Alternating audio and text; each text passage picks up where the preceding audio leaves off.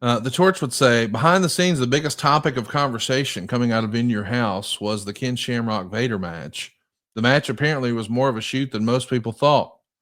The two had practiced their match in a gym in Calgary in the week leading up to the pay per view, but during the match, apparently tempers did flare a bit.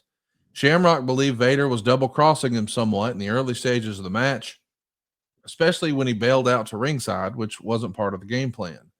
Vader apparently was frustrated with how stiff Shamrock was, thus prompting his cooling off sessions at ringside. Man, how stiff is it if Vader says that someone is too stiff? It's My great. goodness, It's Jim. great, man. It's great stuff. It's wrestling. Yes. It wasn't bullshit. It wasn't like I said, the old, well, let's just do a small package inside cradle. No, man, they beat the shit out of each other, and that's how they wanted it. Now, there could be an argument made that, well, maybe Leon got a little stiff, or maybe Kenny got a little stiff, but that's what they both wanted going in, so people couldn't see through the stuff. So I thought good. I thought it was really a good presentation. It was different. It was new. It got 2 stars on the drawing board, and Leon and Kenny, of course. Shamrock was always going to be the object of our attention because he was the guy that Vince had designated to be a big time player, and so I thought those guys pulled it off really well. Do you remember these guys being upset? Were you having to calm down Leon? I mean, I know he hasn't had the most enjoyable WWF experience. I guess he came over at the beginning of 1996, and we know that, we're a year and change into this, but I'm sure he hoped, on the heels of SummerSlam that he was going to be in those main events. Now he finds himself sliding down the card and then losing to the new guy in his first big match, but getting beat up along the way. I'm sure Vader was ill as fuck about this, Jim. Well, he was always in a bad mood. Leon was hard to keep happy. God bless him. I loved him. We talked football endlessly. I helped recruit his son to Oklahoma University he was the number one center in high school football. And I remember when Leon, it's a funny story, when Leon flew to Norman, Oklahoma City, more specifically, uh, Leon had lost his driver's license.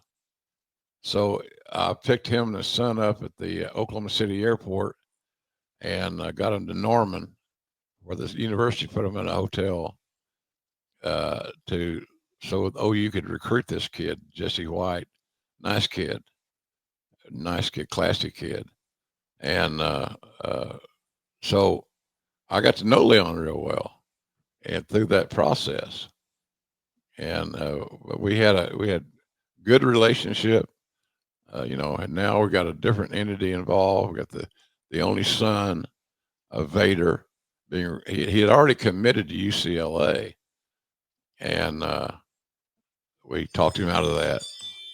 Leon talked him out of it, and Jesse saw the facilities, and he became the number one player on the board.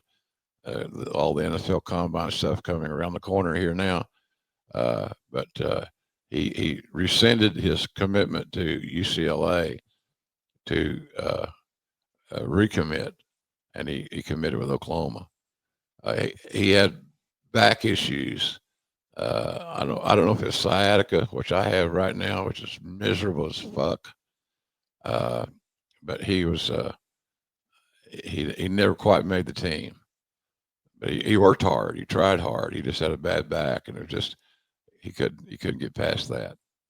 So, but Leon was just, Leon was starting to get the best of both worlds. His son was being recruited by a top program, and it just he just had a new lease on life, shall we say, and where he was being able to wrestle in the States. Therefore, if his son had stayed healthy, Leon would have been able to go to a lot of football games. And as a football dad, that was something he really relished. Man, what a fucking match that was.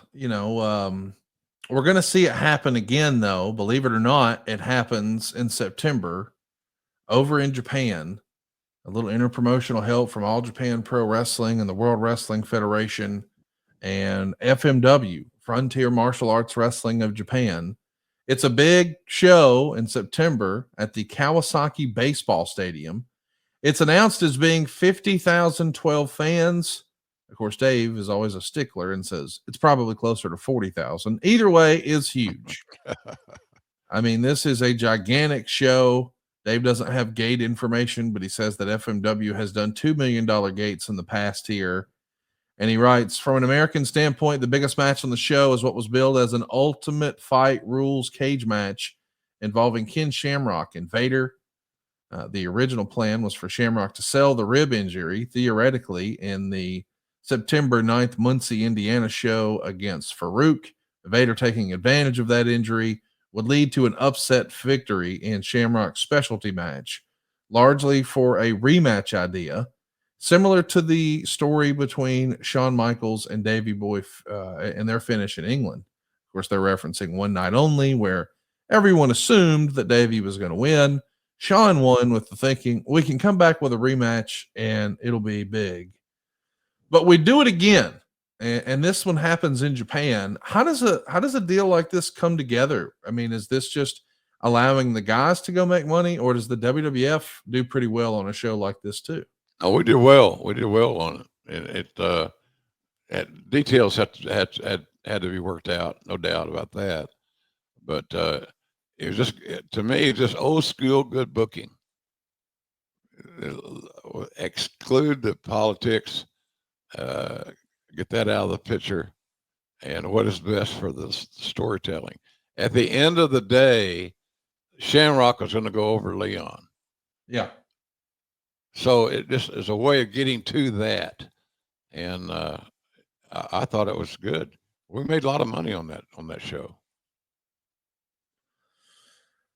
I saw this as a tape trader and really dug it.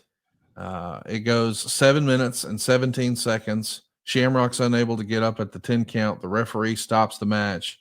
Vader's in the cage screaming to get a doctor in the ring. Of course, this is all because of some coughing up of blood that Shamrock is doing here. I like these worked shoot matches. I mean, if you can get fans to suspend their disbelief, even when they all quote unquote know what it is,